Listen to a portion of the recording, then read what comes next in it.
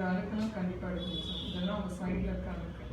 So சொத்த பல்லு already நீங்கள் ஃபீல் பண்ணியிருக்கீங்க. இந்த ஃபீல் பண்ணதில் நடுவில் பாருங்கள் அந்த மீசல் சைடு, அதாவது இந்த பல்லுக்கு 2 பல்லுக்கு இடையில அது வந்து மொத்தமாக சுத்த நம்பி இருக்குது.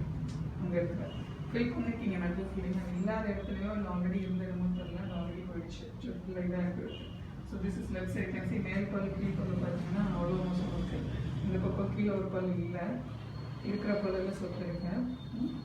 இது வந்து உங்களோட ரைட் சைடு எடுத்துட்டோம்னா மேலே ரைட் சைடில் ஆல்ரெடி ஒரு பல் இல்லை.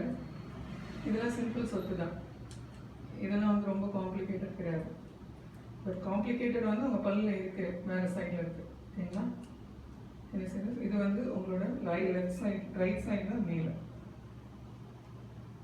Okay. So all these problems are there in your tooth. காட்டுங்க. அப்புறம் ஓவராலாக உங்கள் பல்ல வந்து கொஞ்சம் இல்லை கொஞ்சம் கேப் இருக்குது. அது உங்களோட ஜா டூத் சைஸ் டிஸ்கிரிபன்சி. அதாவது உங்கள் ஜா உங்கள் அம்மா அப்பாவுக்கு மாற்றி மாற்றி வந்திருக்கும் ஜெனட்டிக்கலாக. ஓகேங்களா? அது பண்ணணும்னா அது வேறு. க்ளோஸ் பண்ணி